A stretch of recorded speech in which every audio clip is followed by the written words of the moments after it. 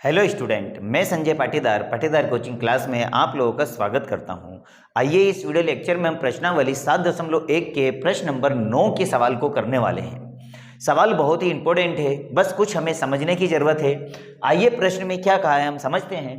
प्रश्न में कहा है कि यदि Q 0 1 और बिंदुओं P 5 -3 और R x और 6 है और वह भी इन बिंदुओं से समदूरस्थ है। समदूरस्थ हम समझ चुके हैं पहले कि समदूरस्थ किसे कहते हैं, जो बिंदु एक दूसरे से समदूरस्थ हो या सम दूरी पर हो, समदूरस्थ कहते हैं। तो हमें x का मान ज्ञात करना है, मतलब सबसे पहले तो मुझे x का मान बताना है, ठीक है। और साथ में मुझे क्यू आर और पी आर इन दोनों की दूरी ज्ञात करना है। आइए हम इसे चित्र समझने की कोशिश करें।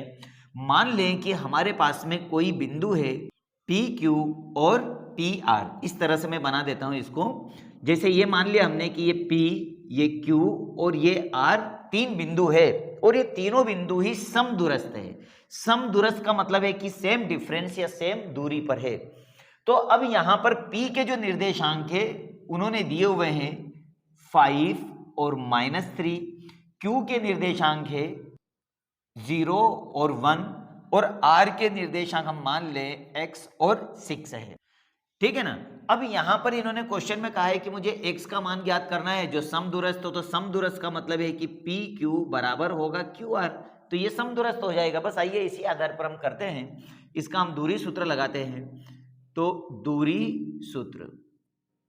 दूरी सूत्र हमारे पास में क्या है, रूट में x2 - x1 का whole square plus y2 - y1 का होल स्क्वायर।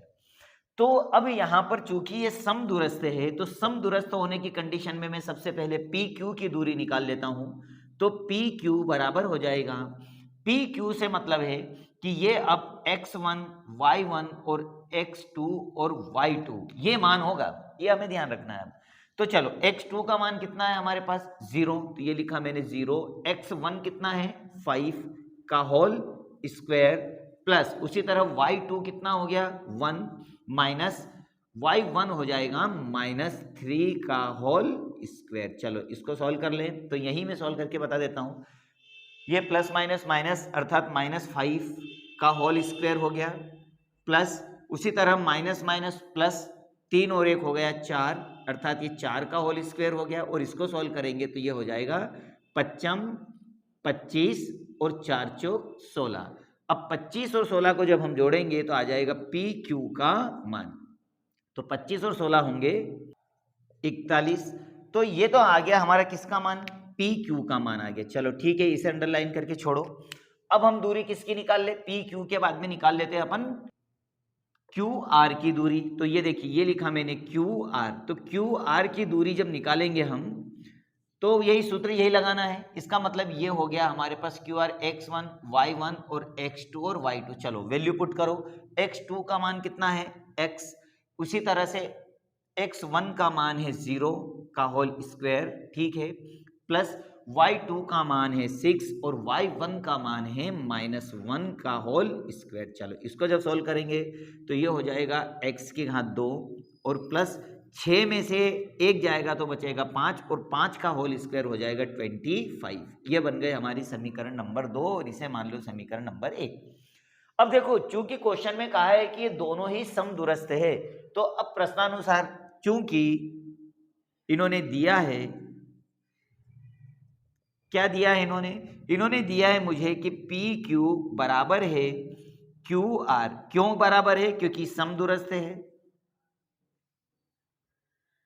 और अगर ये समदूरस्थ है इसका मतलब सीधा सा है कि ये दोनों मान भी बराबर हो गए, अर्थात √41 बराबर हो जाएगा x की घात 2 और प्लस 25, रूट से रूट कैंसिल हुआ। और 25 का हम कर दे इधर पक्षांतरण, तो 41 - 25 बराबर x²। इन दोनों को घटा दीजिए तो आएगा 16, और चूंकि यहाँ स्क्वायर है तो यहाँ पे रूट लग जाएगा, ये आ गया x। अब 16 का वर्गमूल होता है 4, तो ये आ गया हमारे पास में x का मान। बहुत आसान था। अब x का मान अगर हमने निकाल लिया, इसका मतलब है कि यहां पर हमारा x का मान आ चुका है। तो अब मैं बोल सकता हूं कि r के निर्देशांक, यहां समझ ले अच्छी तरह से कि अब r के जो मेरे निर्देशांक आए हैं अगर मैं रखता हूं तो ये आएगा 4 और 6। अब इसे हमें ध्यान देना है।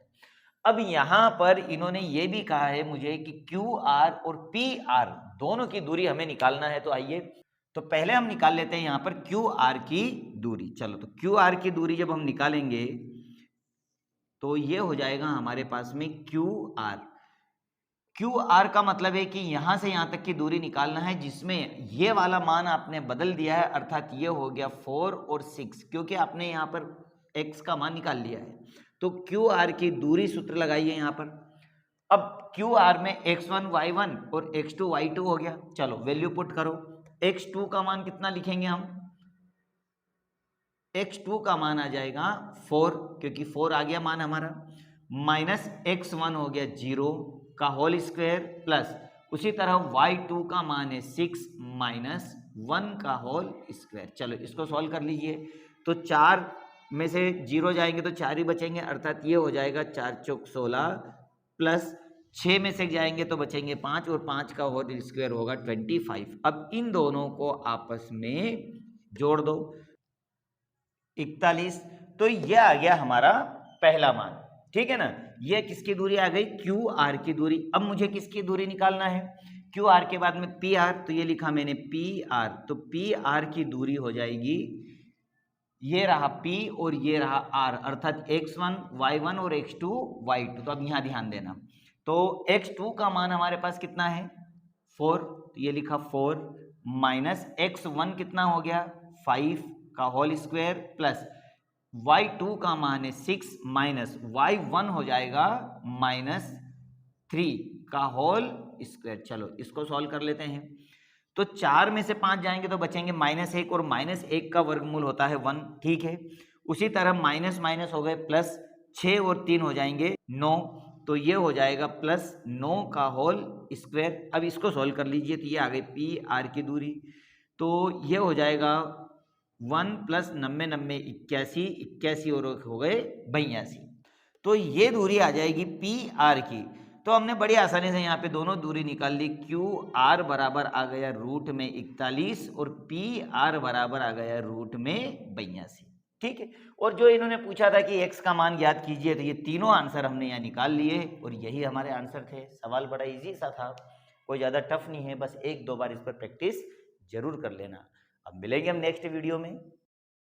Subscribe now and press the bell icon. Never miss an update.